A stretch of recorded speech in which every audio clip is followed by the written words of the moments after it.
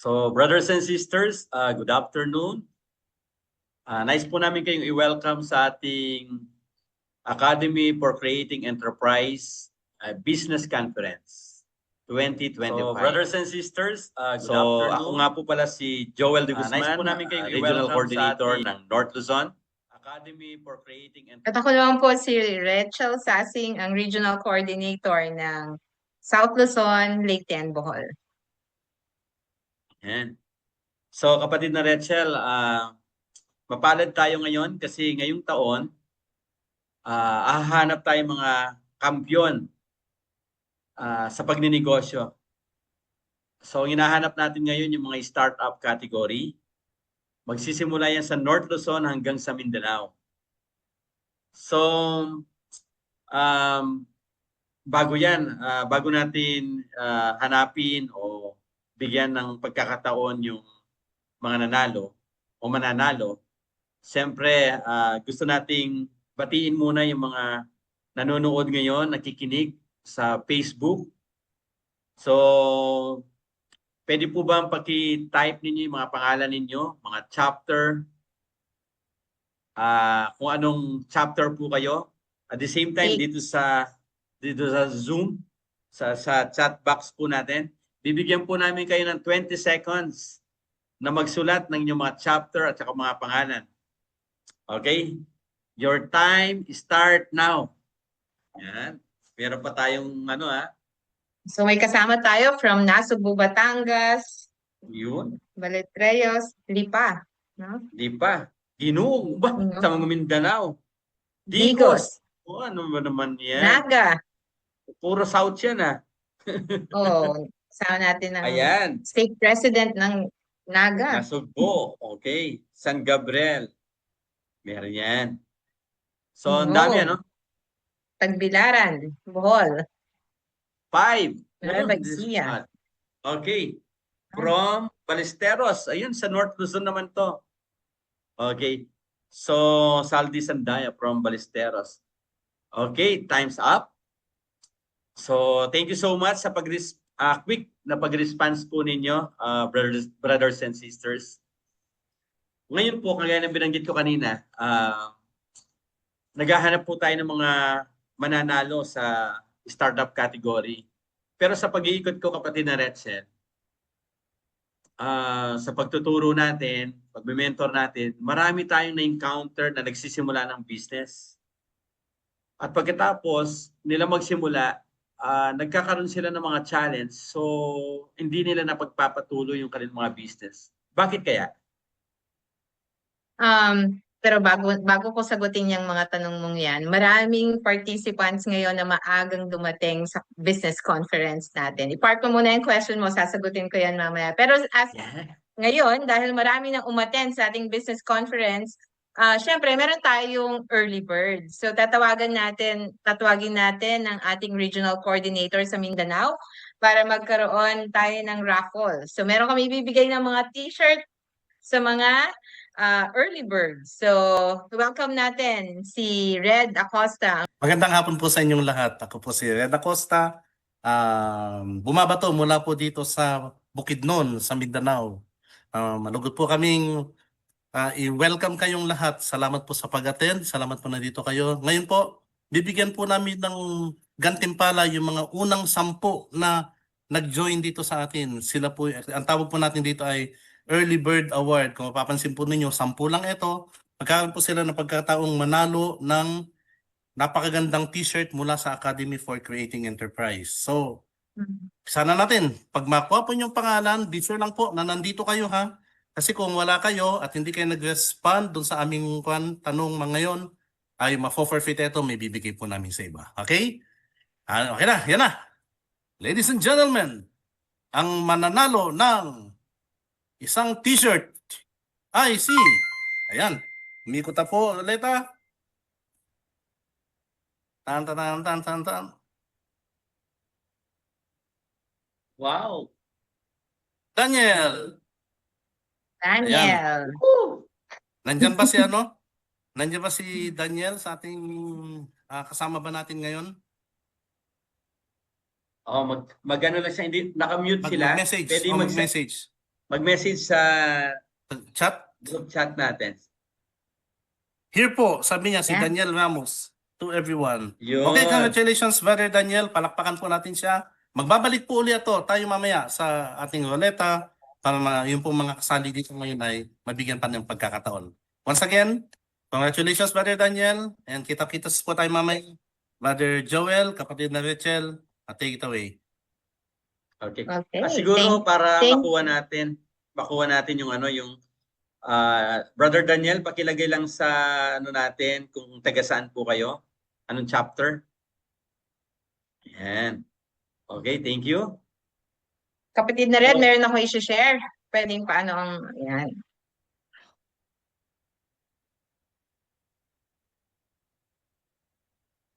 Okay, sige, balikan natin yung tanong mo, kapatid na Joel, no?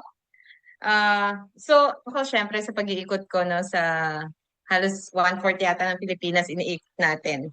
At ikaw naman buong North Luzon. Natural, no, marami tayong nakikita mga challenges sa business ng mga kasama nating mga entrepreneur. At minsan they're really overwhelmed sa daily na galaw ng mga negosyo nila. Pero nakikita rin natin na parang meron ding hindi nila natututukan, which is yung strategy ng business nila and how they use the technology para mas maging efficient yung paggawa nila ng pagpapalago ng kanilang mga negosyo. Yun yung aking observation. Ikaw kapatid, ano bang observation mo? Oo, pares tayo ng observation, yung strategy. So, yung mga available na mga resources para mag-increase yung mga customers nila. At kapag nag-increase yung customer, mag-increase of course yung kanilang sales. At kapag nag-increase yung sales, siyempre lalaki yung kita at lalaki yung sinimulan nila ng business. So, sana may inahan sa mga to, kapatid na Rachel. Sa palagay mo, makakatulong sa kanila yung ganitong pag-adapt sa mga bagong mga strategies, mga ideas na available ngayon?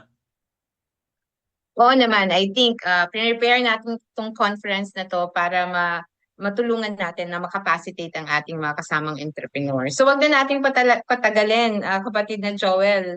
Simulan na natin ang business conference na to. So ipakilala muna natin kung sino ba itong ating speaker for this afternoon. Yan. So simulan natin. Hindi ko lang I think Yan. yan. Yan, siguro ano muna natin kung sino ba ang ating speaker for this afternoon, no? Sa mga kasamahan natin sa Academy for Creating Enterprise and sa community natin, ito napakadaling kausap in terms sa ating academy. And kahit napaka-busy niyang tao, may time pa rin talaga siya para tulungan tayo, no? So ang ating speaker for this afternoon ay Global Director for Marketing, Strategy, and Corporate ESG for Integrated Microelectronic Incorporated. So ito is member sila ng Ayala Group of Companies. So ibig sabihin, ito yung behind ng mga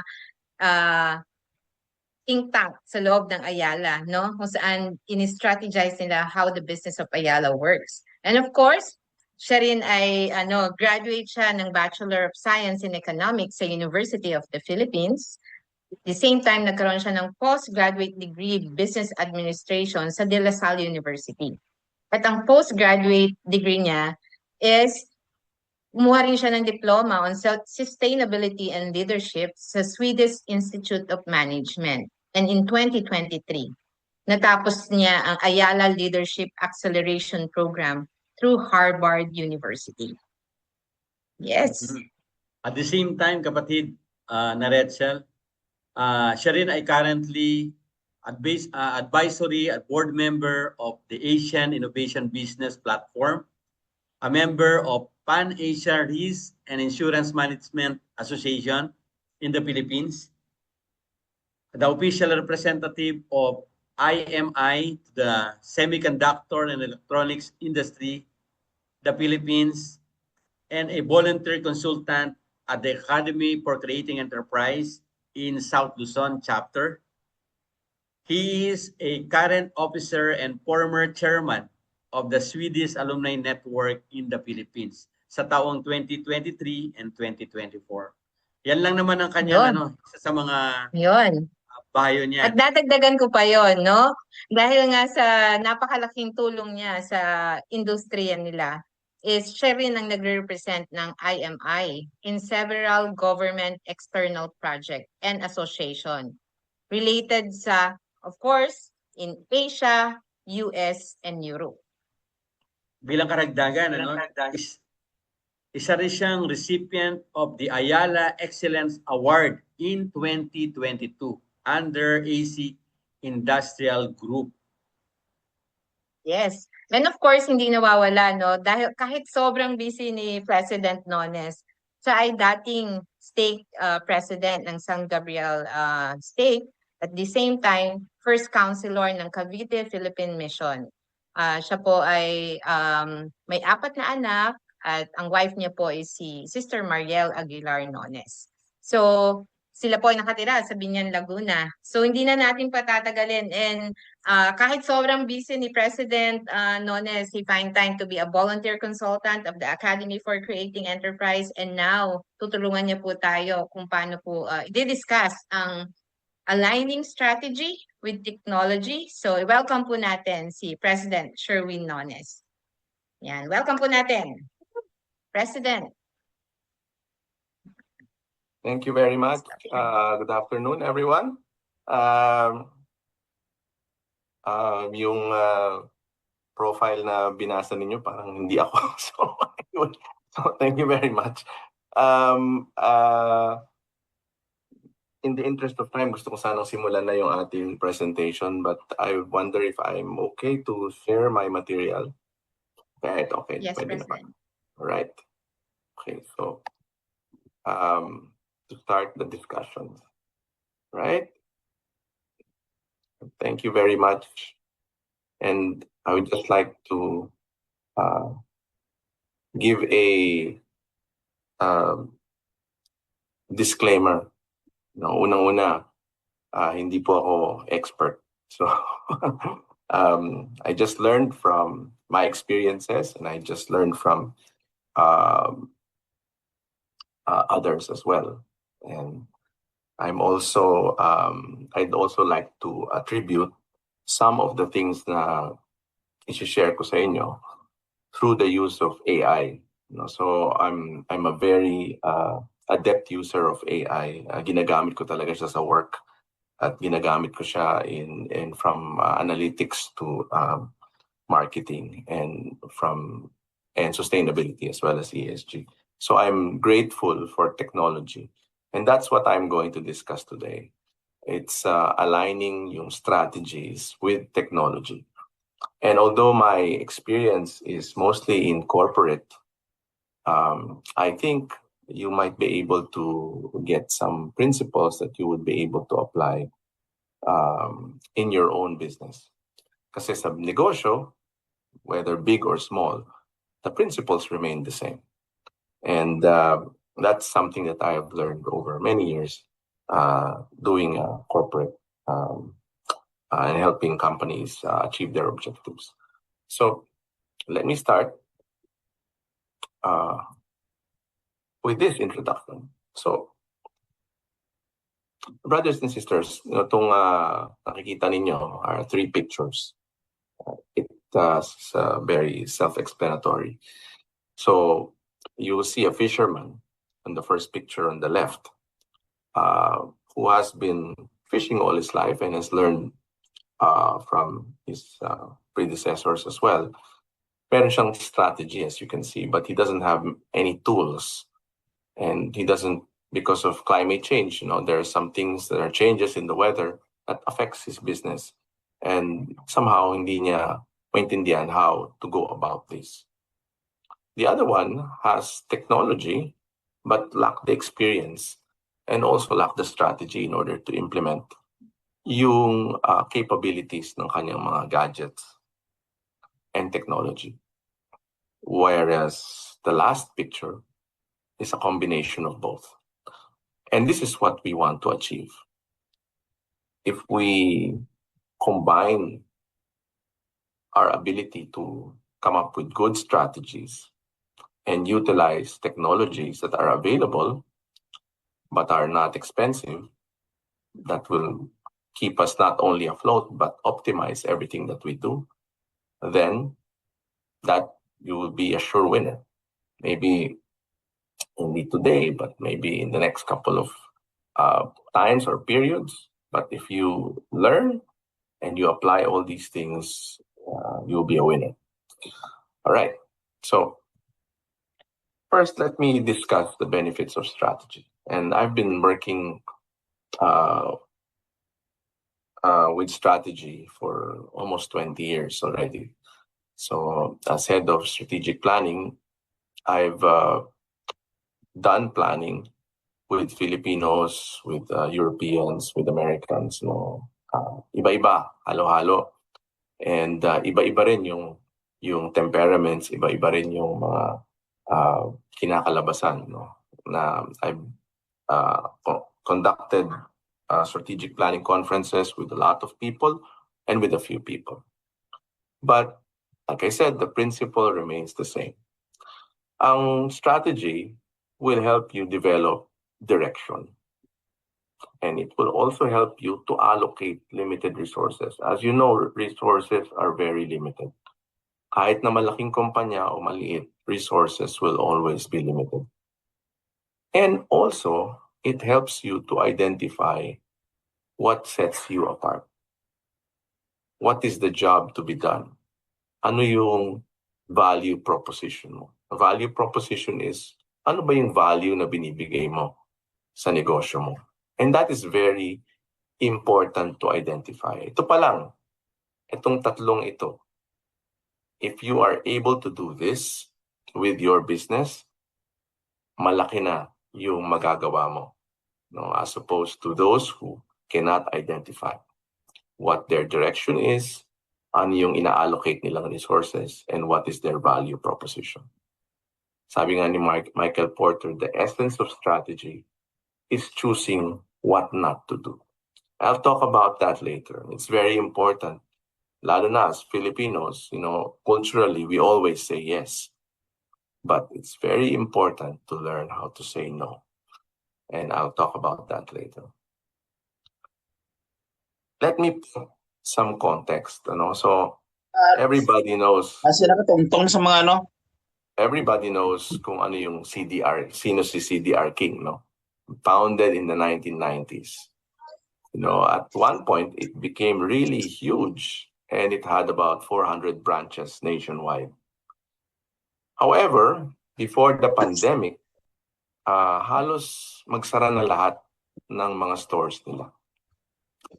They attempted to rebrand after the pandemic, but it was too late.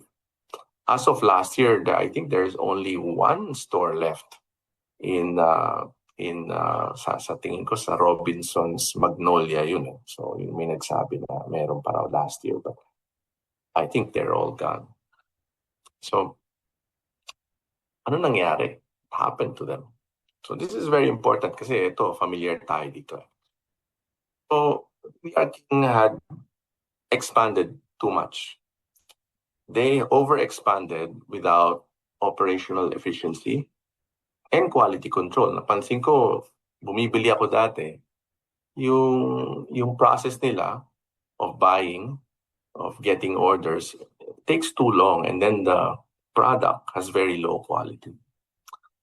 And although nakakatuwa kasi technology ang kanilang binebenta, hardware basically, but they never shifted or applied technology in the way they were doing business. They failed to adapt in the times. I said about low quality, and they also lacked innovation. But din sila nag-innovate. Yung applied technology just in the way they were doing business. They failed to adapt. CD, naalala ko yun, blank CD, will take you 20 to 30 minutes. Ang haba na yun. Sobrang tagal na yun. Tapos wala masyadong pila because of the numerous paperwork that they have to do. Wala silang digital strategy. Hindi sila nag-apply ng technology in the way they were doing business. And so that happened. So, with that, gagamit din tayo ng technology to combine it with strategy. So when you identify your strategies, being able to know them by heart, no? And put it in a piece of paper. Kailangan maiksi lang yun, yung tatlong binanggit ko kanina. Then you have to understand what's out there, ano yung technology that is out there that you can use. Because definitely, technology that's out there can boost your productivity and efficiency. Pwedeng i-automate nito yung mga bagay na manual or repetitive, such as accounting, inventory, management, no? So, maraming available na tools, even free, na pwede nyo ma-download or ma-access online.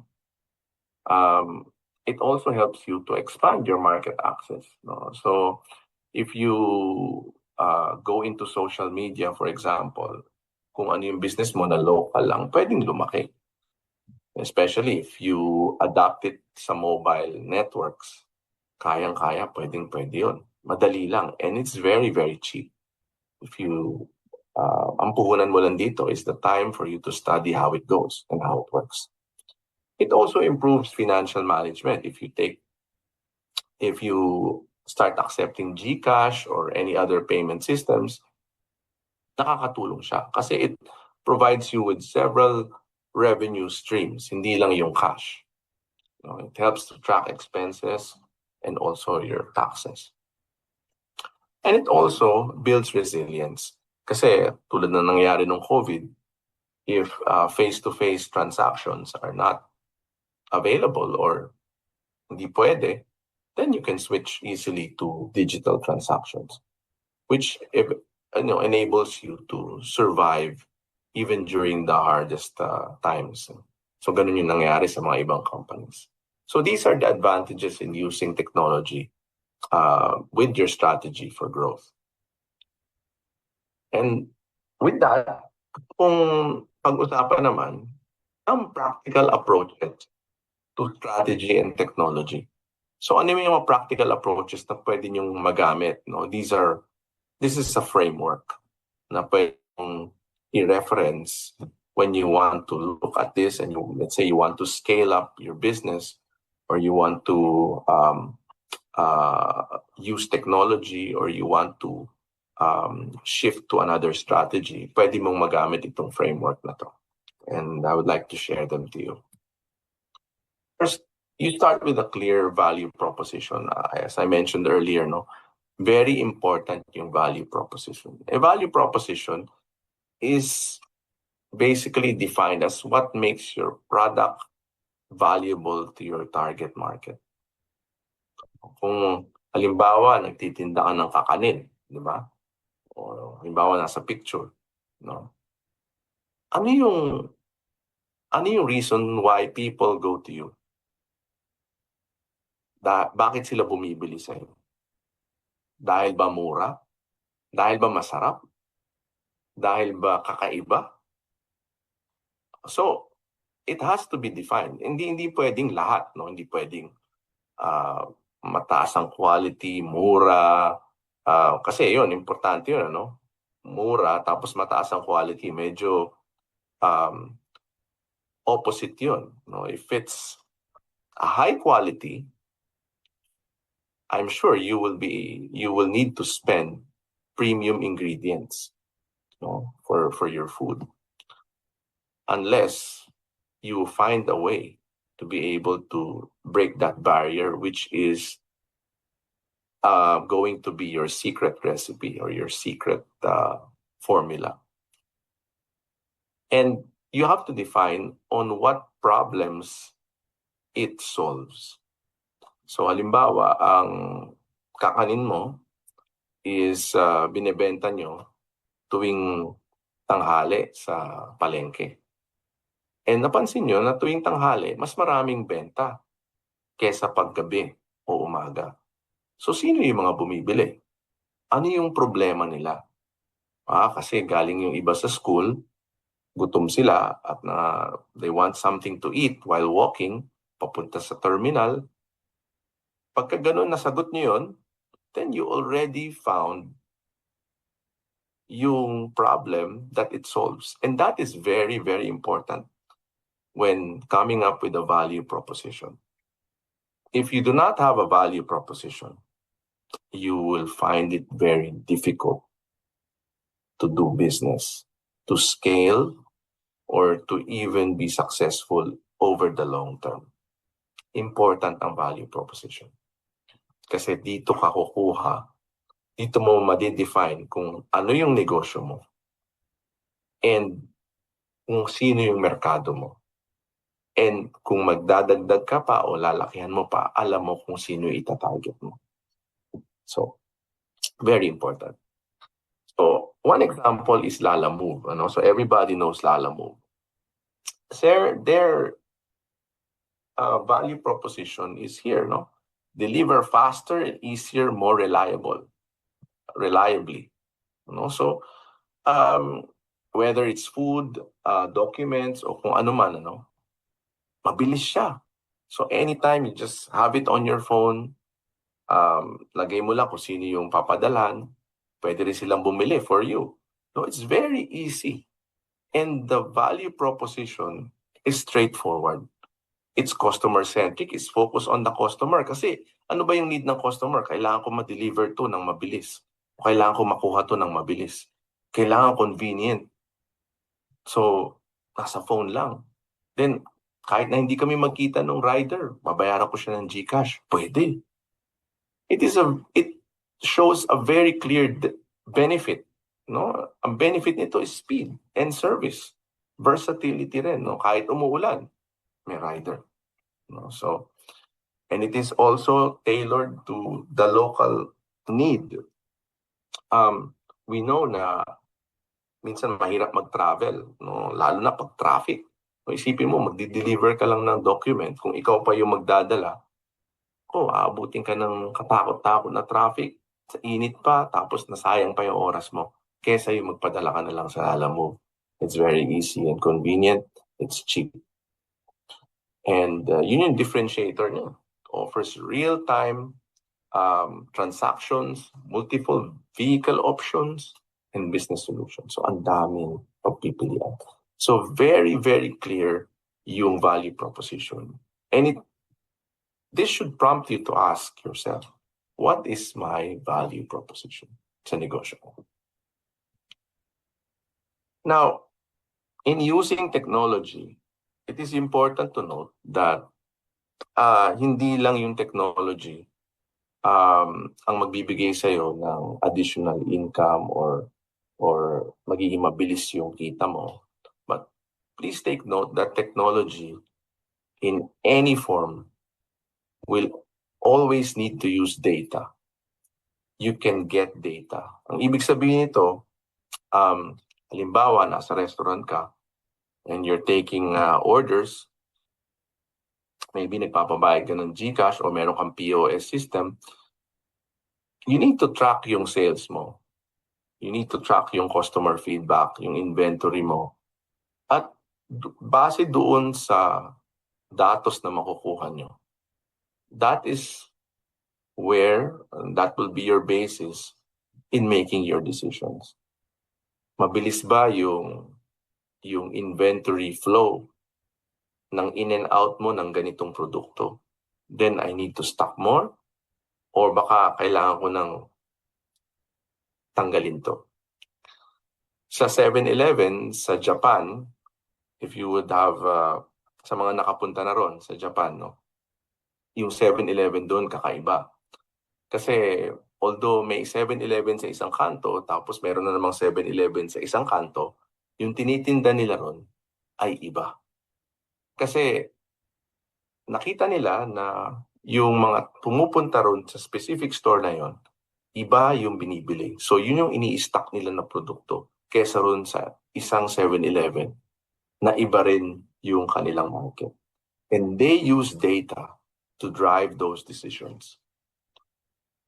Mahirap magbenta ng isang bagay na hindi naman gusto ng market. So, mahirap yun. You need to understand what the market wants. there are two principles in that. Mag-iisip ka ng solusyon, tapos pag nakahanap ka ng solusyon, maghahanap ako ng problema.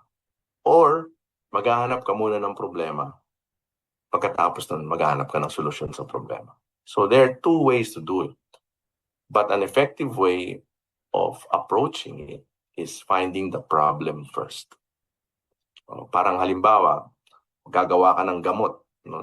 Naka-invento ka ng gamot, tapos nung nakagawa ka na ng gamot, maghahanap ka ng may sakit para ibigay o ibenta yung gamot. As opposed to, maghanap ka naman ng may sakit, tapos magdi-design ka ng gamot para dun sa may sakit. That is always a more effective way. Okay. So, another one is to develop a lean mindset. A lean mindset is being able to do things cheaply while still making sure that you improve. Nakaka-test ka ng ideas mo, pero hindi mo naman kailangan gumastos ng sobrang laki. Kasi pinaprioritize mo yung cash flow mo eh. Kung ang capital mo, yung cash flow mo is this much lang, wag kang mag-i-invest ng sobrang malaki. Hindi mo na makakayanan. And I think that's one of the reasons why a lot of small businesses fail, because masyado nilang ine-entertain yung mga opportunities as they come. Hindi na natin masyadong tinitingnan na, ito, masyadong malaki yung investment dito. Yung pala, masyadong malaki na nabigay mo, tapos hindi na pala okay. Then naapektuhan na yung core business mo. So, I'll also mention that again later. No? So, but important to keep in mind to develop a lean mindset, to ensure that you test ideas quickly and cheaply. No? Dun ka sa mura. No, hindi mo kailangan you have to spend so much in order for you to expand. Fourth is to leverage on digital tools. Ay, minention na natin kanina yan. So, but baka kasi iniisip nyo, sobrang mahal ito. That I need to buy things, I need to learn new things. No?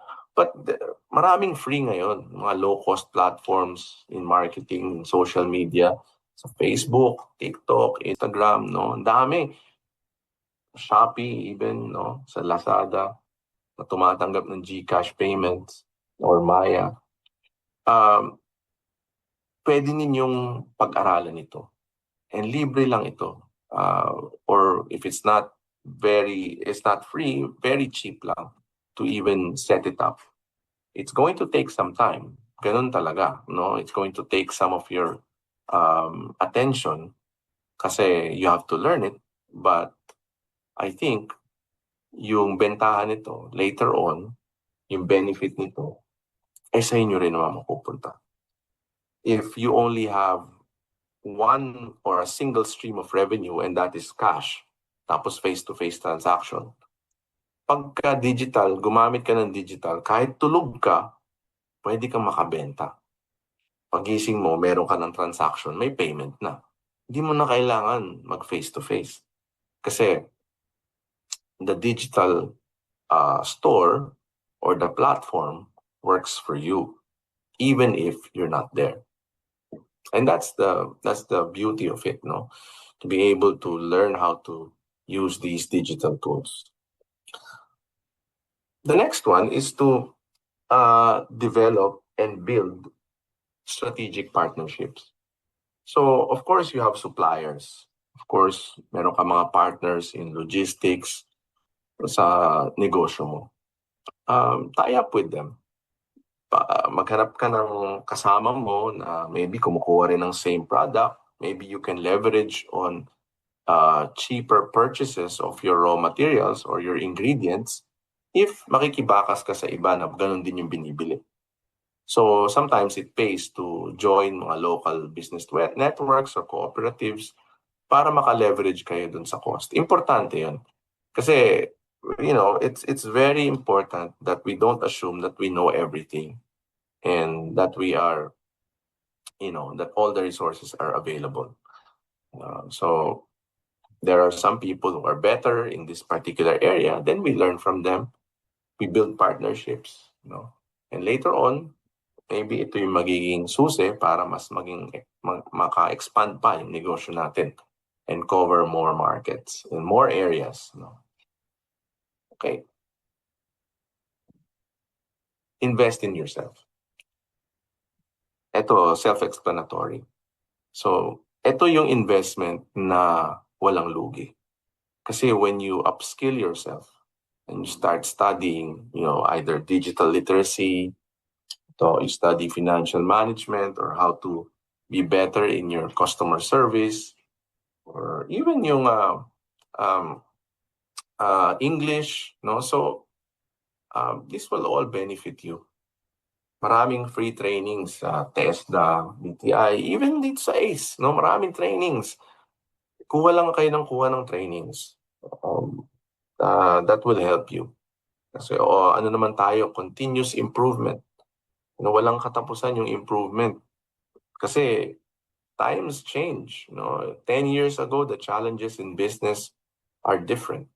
Ngayon, iba rin. And I'm sure in the next couple of years, it's going to be different. And gusto ko mag-segue based on that. And knowing all these things that you need to do, ano ba yung skills na kailangan kong aralin such that I would be able to learn how to apply strategy and technology? So what I'm saying is, it's not enough for you to know that strategy and technology are important. It is important to also have skills to know how to apply these together and in your business. So you cannot come up with a good strategy if, for example, hindi ka malawak mag-isip. Kung ang nakikita mo lang yung negosyo mo, ang nakikita mo lang yung lugar mo, it's very difficult because once you go out there, you're out in the open. You are now receiving all sorts of feedback from everybody, whether they're customers or not. So it's important to develop a strategy that will involve the environment and know them. It takes different kinds of skills para magawa yun. And if you will look at the study just released this year by the World Economic Forum, sinasabi nila that soft skills are taking center stage, and it's going to be very, very important. It's very important now, but it's becoming more important, especially in the next 5 years, because the world of work, even in business, nagsishift na. Hindi na siya manual or routine execution. Kasi everybody is going digital. Everybody is trying to automate everything. So, if everything is automated, ano pa yung kailangan natin matutunan? Ang kailangan natin matutunan is ensuring that the problem-solving capability is human-centered. Kasi hindi nagbabago yung basic kung bakit ka magtatayo ng negosyo. And that is because humans will always have problems to solve. And that's the objective of any business. It solves problems of humans. And these problem solving, yung way of thinking natin dito, is what machines and computers cannot replicate. And that makes us uniquely human. And ano yung mga skills na to? And these are the soft skills, analytical thinking, creative thinking. Hindi mo ma-automate yan. Hindi mo pwede gamitan ng AI yung iba dyan. Yung iba pwede, pero so far, humans are much better off in deciding and in thinking about these things. Curiosity, motivation, self-awareness, resilience and flexibility, dependability. So very important ito. And I attended a AI conference in Singapore and last year, and tinanong ko kasi sabi ko, if everything, even in AI, can be learned and you don't have to train. Kasi you can just cut and paste. You can just download an app and everything is there. Hindi mo na kailangan maging programmer. Hindi mo na kailangan maging analyst kasi andun na lahat eh. Andun na lahat. Cut and paste na lang. So ano pa yung dapat kong i-train? And this is what they said. We have to train on these soft skills. Kasi these are the things that will matter. And these are the ones that will never be automated. And I think that's right. And I think this is very, very much close to what we talk about in the gospel. Kasi when we learn about the gospel, this is something that cannot be seen. No? These affect our soft skills. It enables us to become more responsible, adaptable, resilient, to have more faith, to have more hope. So these are very important attributes that will affect our core skills moving forward. Ngayon, gusto kong magdagdag ng isang subtopic. And this is balancing aggression with strategy. Kasi nga, I mentioned earlier, minsan, for small businesses, it's hard for us to say no. Kunyari, meron kang maliit na karinderya. And then, sinabi ng isang tao sa barangay na, magkakaroon ng malaking event, no, sa barangay. And naghahanap sila ng caterer. So, hindi mo pa na-try yung ganung kalaking scale. But it sounds like a good opportunity. Sige, so pumayag ka. Not knowing kung ano yung cost that it will entail. Not knowing kung ano yung oras na kukunin sa iyo. And minsan, doon napapasubo yung mga small businesses. Just taking so much more that they can chew. And ang ending nun, normally, is nalulugi. Or hindi natin alam, pinasok na lang natin bigla kasi akala natin, anyway, it's also food. Kaya ko naman to, may karinderya ako, so it's maybe hindi naman ganun kahirap. So, ganun ang nangyayari. And the lesson we learn is very hard. And it takes time para makabawi. So how do we do this? How do we balance yung opportunities that come with strategy? Kailangan gumamit muna tayo ng filter before jumping in any opportunity. If hindi mo ma-explain yung opportunity na yun, ano ba to? Sino ba ang bebentahan ko? Sino ba yon? Paano ba ako kikita rito? Ano ba yung kailangan nito pa sa akin? Anong oras o resource ang kailangan ko i-dedicate dito? No, kung hindi mo masasagot yun, then it's not something that's for you. If it's not clear, kung vague, no, malabo, you need more information. Pero kung hindi mo makukuha yun, no, better skip it. Another one is to anchor your move to a core value proposition. Remember your value proposition na sinabi nyo kanina? Well, ito bang opportunity na to ay aligned sa core values mo or sa value proposition mo? Sakto ba siya? Or maybe hindi? Pagka okay siya, then maybe it's good. If it reinforces the brand identification, the brand promise, okay. Pero if it will confuse you, confuse the customer, maybe it's a good opportunity, but it might not be the best for your business, then maybe you need to pass. And lastly, don't bet the house. No, build a prototype. If it's an opportunity na pwede mo pang pag-aralan, huwag ka muna mag-invest na sobrang laki. Gumawa ka muna, mag-test ka muna. Test sa small scale muna. With a limited investment. Tapos tingnan mo, does it work? Test fast, fail small. Then you learn. Then you scale up. don't worry about opportunities kasi laging sinasabi natin, sayang naman ito pag hindi ko kinuha. There will always be opportunities that will come. Huwag kayo mag-alala. Ang importante, you do things slow, deliberate, and you ensure that you don't bet the house. You build prototype. On one case study before we're around nearing the end already. So one case study is yung French baker. So it had over 60 branches pre-pandemic, and then after the pandemic, talagang tinamaan sila. They had to close. Initially, before that, they were very aggressive. They were mall-based. They were expanding. They had physical presence, and marami silang customers talaga. Make sure that they have physical visibility.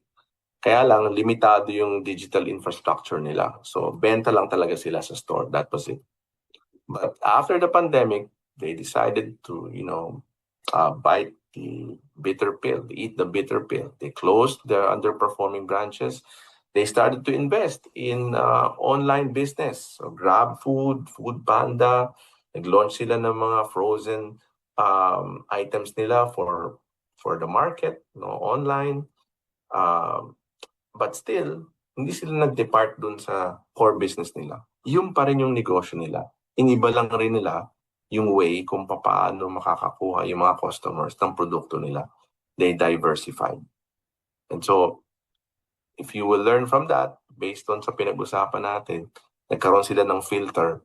They evaluated which branches that are doing well. Kung mga hindi, they closed it. They anchored themselves to the core. They leaned on their strength kasi yung value proposition nila was quality baked goods. And they did the frozen line, they did it slow. Tinest nila ng maayos until pag ayos na, they launched it, scaling, region by region hanggang sa naging nationwide.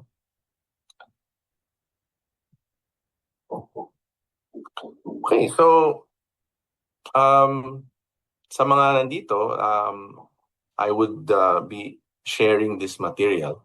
Meron kasi itong 30, 60, 90-day action plan. If this is something that you would like to adopt in your business.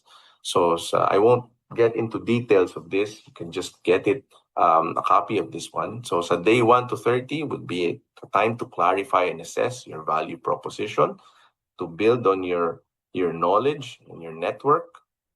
Day 30 to 60 would be to test, digitize, test nyo yung business nyo, tingnan mo kung ano yung okay na technology na gamitin, ano ba yung strategy na gagamitin mo while you're using this technology. And for day 60 to 90, to focus and scale, i-assess mo what happened, try to come up with a roadmap that will be simple for you, simple enough that you would be able to track your milestones. And of course, evaluate mo yung pilot results mo using a scorecard. Okay, so I won't go through to this. This is just an online outline. Palad natin, always available. Basta kinontak natin si President Nonen Vlog. Alam kong napaka-busy niya, pero he always find time para sa atin. So, ito po ang binibigay ng Academy for Creating Enterprise. So, Certificate of Appreciation. The certificate is awarded to Sherwin Nones for generously sharing your time, wisdom, and experience as a distinguished speaker of the Academy for Creating Enterprise Philippines 2025 Business Conference. Your insights having ignited inspiration and action in our entrepreneurial community. With heartfelt gratitude, the Academy for Creating Enterprise Philippines. Signed by Luis Philip Tan, Program Director of the Academy for Creating Enterprise. Yan. Thank you po, Sir President Nones. Thank you so much. Thank you so much. Digital clap po, please. Digital clap lang tayo. Yun. Yun. And I think we have a lot of around 130 plus ng mga nakinig sa yung talk, President Nones, and we are